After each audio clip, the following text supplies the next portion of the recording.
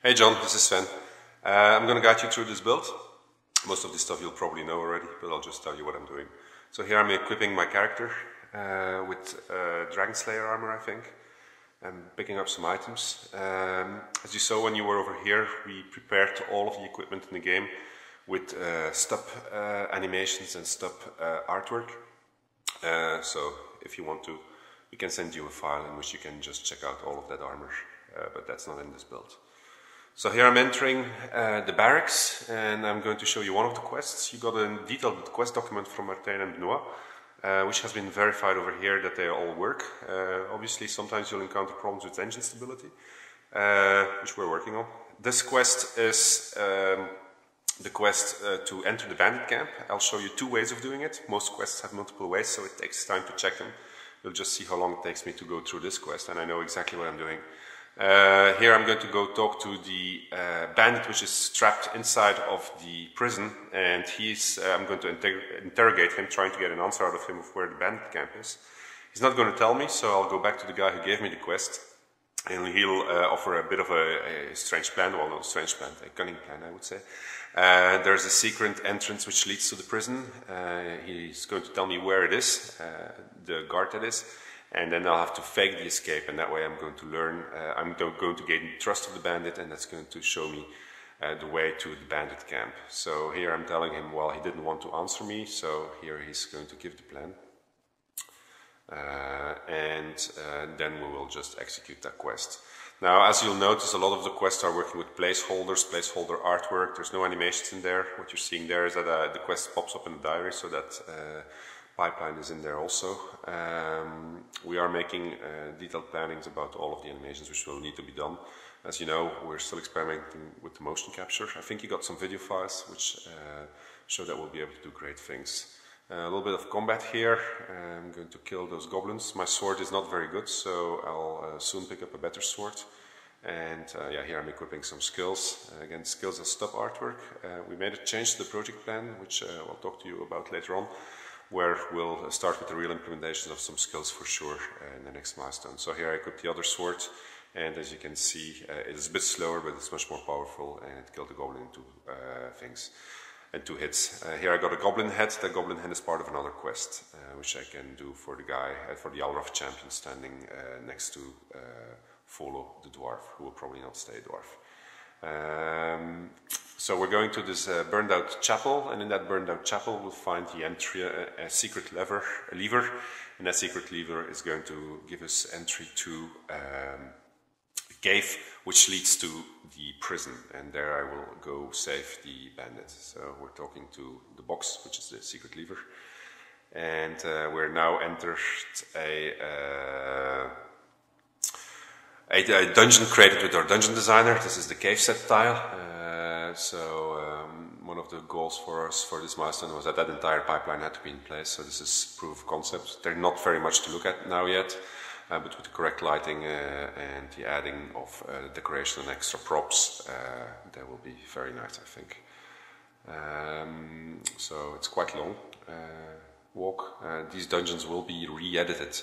They're just placeholders now, just to allow the quest designers to do their flow. But in August, when our lead designer is going to arrive, he's extremely good at this kind of stuff, and that's going to be his job to construct these dungeons and place some more interesting parts in it. So I'm inside the prison now. I'm talking to the guy. I'm walking around a little bit like an idiot because I didn't immediately find the wall to get back into the dungeon. There is extra artwork being made for that, which will then be added in there, and that's going to look a bit better.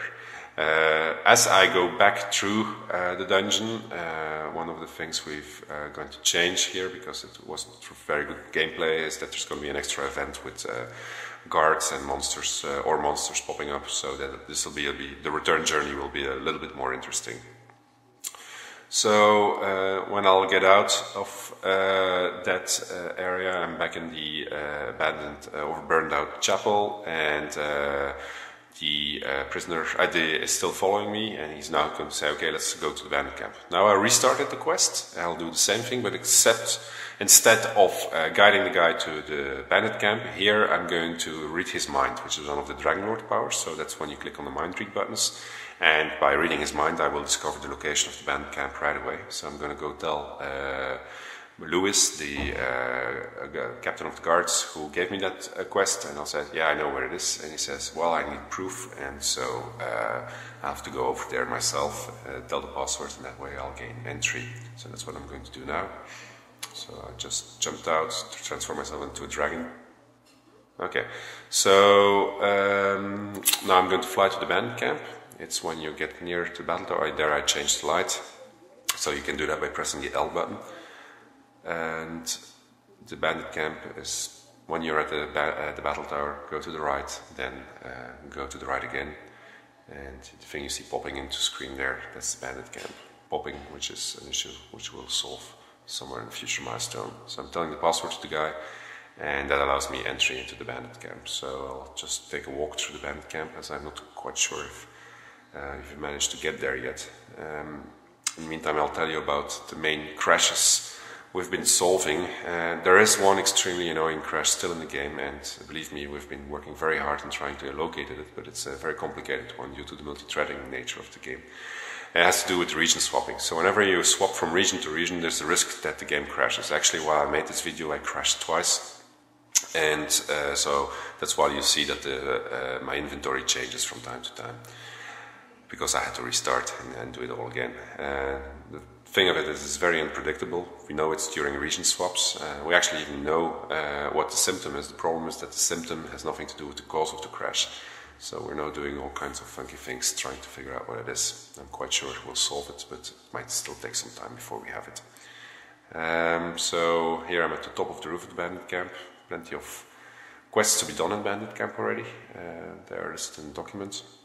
The one thing which you're also not seeing, and which will happen in a later phase of the game when we do the Broken Valley refactoring, is that the population with all kinds of wildlife and extra characters and extra items, which will make all of these levels much more vivid and interactive and entertaining. Here I'm going to fly to Dragon Zone 1. So to get to Dragon Zone 1, you fly through the canyon, and you have to hit the trigger box. If you can't find the trigger boxes, just press Alt, GR and T together, and then you'll see the trigger boxes. These are zeppelins which are flying with red ore from the mine in Broken Valley to the Alaroth Champions, which we will see their base a little bit later on. Here you get some example of dragon combat.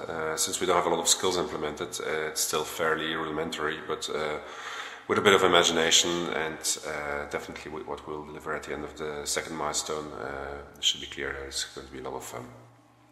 So the dragon also has skills. You can change the skills with the scroll wheel. So and then just right click to execute the skill. So here I'm using the fire breath skill, or at least a mock-up of the fire breath skill. And then I transform myself back into a human. Now I think I'm going to die here, if I'm not mistaken. Yep, there I go, I die. If you die, you just press the R key, and then you will resurrect, or alternatively, press F9, type God space 1, and then you're in God mode, and then you can't die.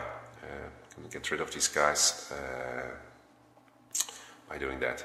Should at some point you lose your weapon, that's because the durability of your weapon went to 0, and then you'll be going into an armed fight. Now remember that all the animations are mock-ups also. As long as we don't have the final motion capture data, we don't have a single animation which is representative of the final quality of the game. So here's yet another cave made with the dungeon designer, this time with different light settings, so you can see that we can do quite a lot with it. All of the dungeons which are going to be there are now mocked up, at least the stubs are there, but the actual design of the dungeon is done with the dungeon designer. That will be done by a designer later on in the process. So here we are, well, we're still killing some dragons. We're going to go to the Alaroth Champion base, and through there you will have the gateway to Alaroth, which is a zone which is going to be mocked up later on.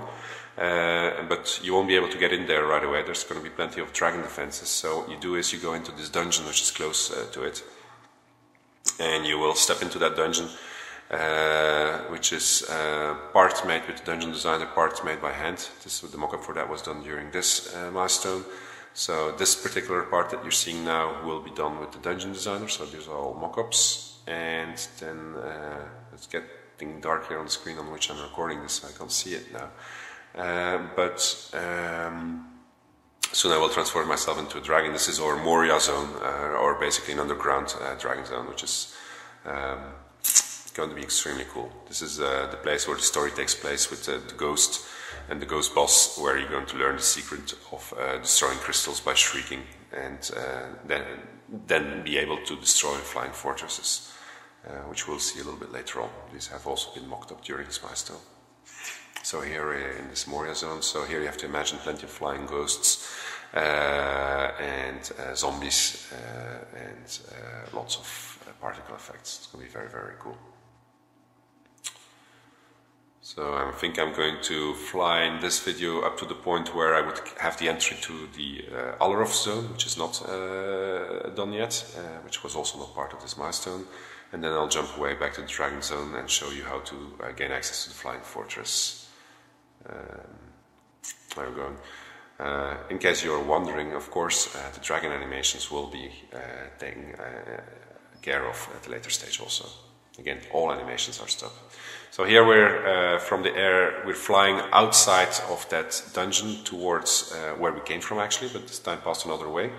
We're arriving at a wyvern's nest, so all these dragons are mock-ups for wyverns. There's a lot of dragon fighting going to be going on there. We had a lot of problem with the AI mesh generation. I wrote to you about that in a mail.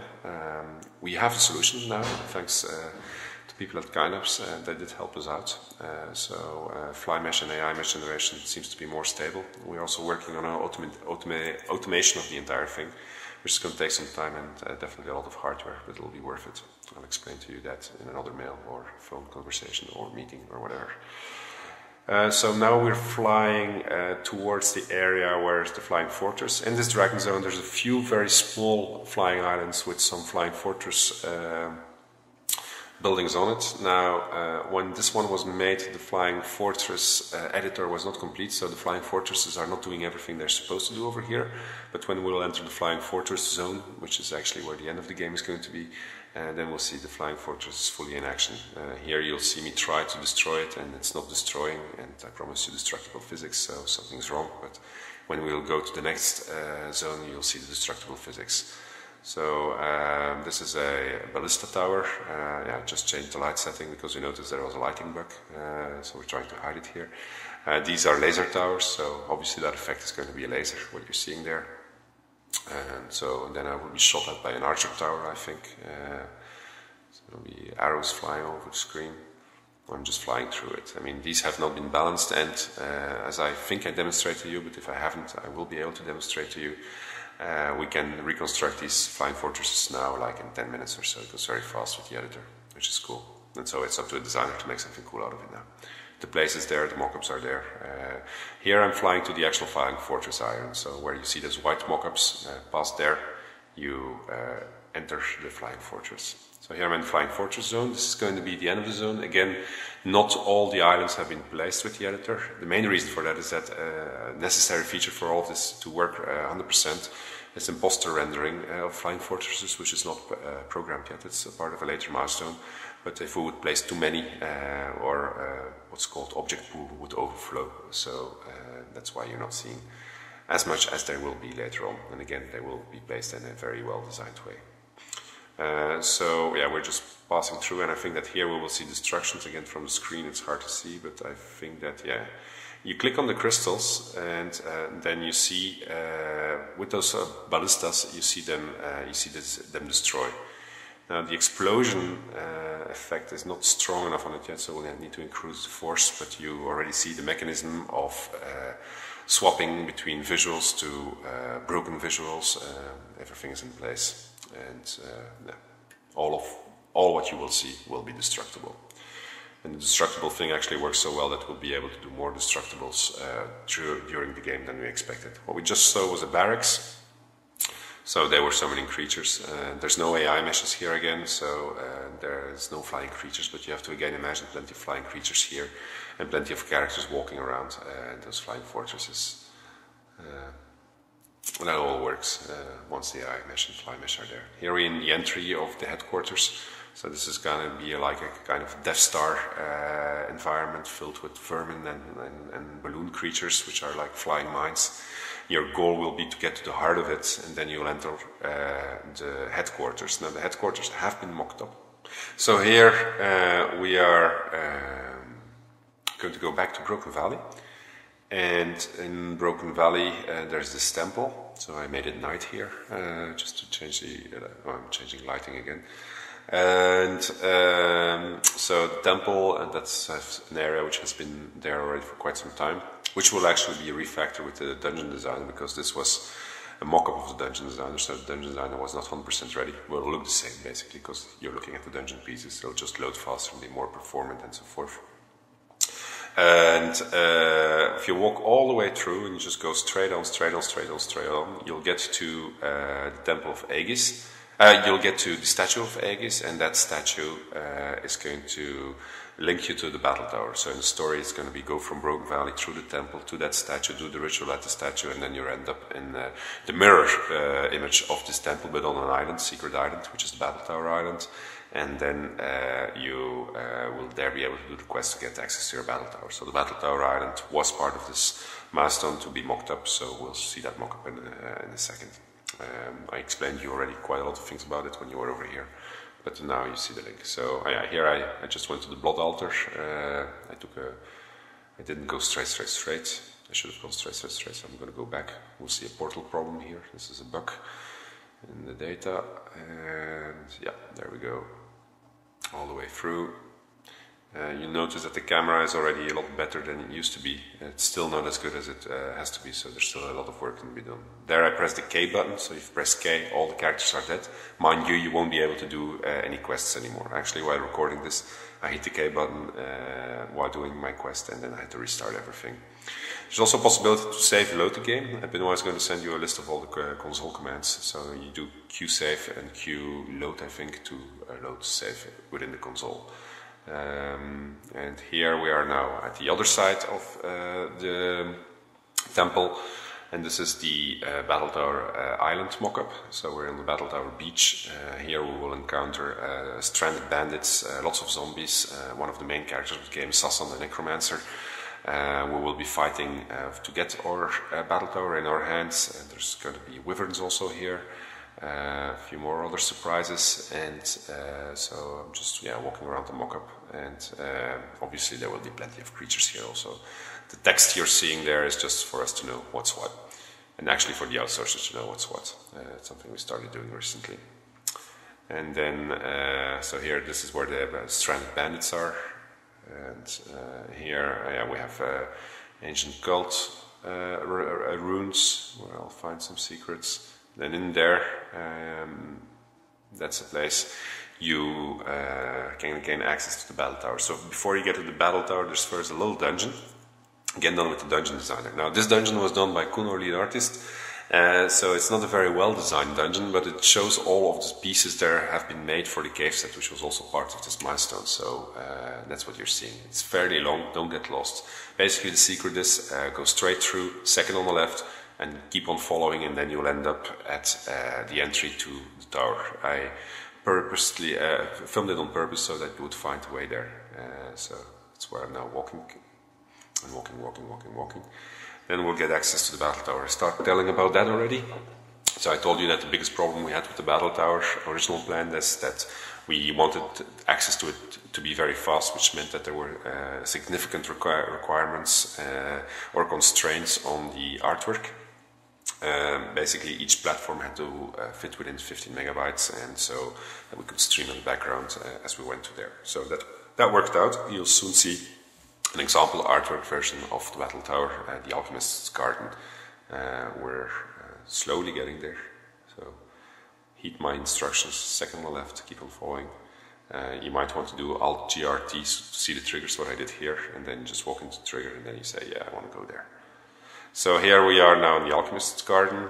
The vegetation still needs some work. I'm not 100% happy about it, but yeah, it's already Nice, and this all fits within 12 megabytes actually, so that's quite cool. And then when you walk through, then you can actually get back to the tower. But here you will be doing all of the alchemist tasks you have to do. So then I'll transform into a dragon to show you the mock-ups of the other things. So we did the example artwork for this already now, for the very simple reason that we needed to verify that it fits within the memory set forth. This is the Necromancer platform where you'll construct your creature. And then going up, this is the skill trainer area. Well, you have a champions trainer, rogue trainer, and wizard trainer. Dragon Elf trainer actually. This is the workshop where you'll do all kinds of enchantments and disenchantments. You'll also find special NPC here which is going to sell arrows to you. And then back at the Necromancer, did I show all of you? Yeah, we showed the Alchemist, the Necromancer, already at the editor, so I showed the 4 platforms. Yeah. So this is the terrain painting editor which has been created, and at the same time you're seeing Die 3, which is the new editor in which we did a lot of work. So here Bert did the film, so I'm just going to try to repeat what he's telling me. Basically the idea is very simple. You can have an unlimited amount of textures, you can mix all of them, and you can just paint. The result is going to be much more higher quality textures on the floor instead of what we had in the past where the texture quality of the terrain was very low. The terrain textures you're seeing now were made by Bert, the programmer, so they're horrible, but in the next milestone you will see what it can look like. The artists in any case are extremely excited about this. We spent almost the entire milestone with Bert just on programming this. It was a lot of work. So he can blend everything, he can set the alpha, he can change the tiling. And the cool thing about it is that then once everything is terrain painted, we can render it to a major texture, which is what he's doing now. And then when you're flying in the air, we just swap between it. So there's still some artifacts, but we'll get rid of those artifacts. And then you'll have an extremely nice terrain solution with extremely high quality terrain, actually at the same level of quality as the environments are. And then finally, here we're seeing the performance analyzer, which was also done during this milestone. I'll explain this to you. So basically what I'm doing here is I'm checking why the frame rate is slow here, and I see that yellow is taking everything, so I click on yellow. Then I see that it's something to do with the renderer, then I click on that, then I see that it's the water and the reflection taking all of the time, and that's what those graphs mean. And that's it, John. Any questions, just give a yell. There's much more to show, but I think these 20 minutes should at least have given you an idea of all the work we've been doing on this milestone, and next milestone there will be even a lot more.